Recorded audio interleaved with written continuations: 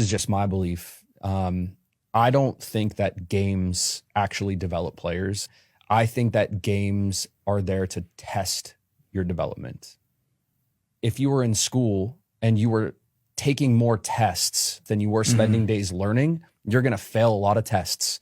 It's very similar. Like if you miss 3 days of training, but you expect to show up on Saturday and perform well, it's not going to happen. You're going to fail Yeah. that test. And so I think when you see a team who performs really well and they're ready for that test of development, it's just showing you that the training is really, really good.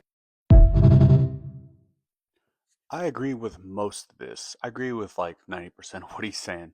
Um, Games do develop players to a degree, right? It develops them really when it comes to the game portion, right, of playing soccer, which you could argue is the most important, right? That's, because it gives them experience playing in games, which is great.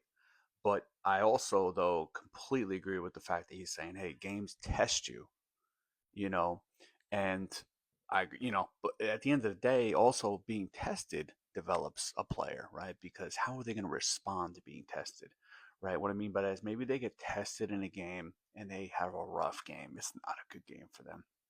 Maybe they're a defender and they get beat and they give up 2 goals, or they're center mid and their passes weren't great, or they're center forward and they missed the open goal twice, 2, 3 times, or they're a goalie. You get the picture, right? Like, how are they going to respond to that? It's a test. It really is a test. But at the end of the day, this guy's absolutely right. A player is going to develop, right?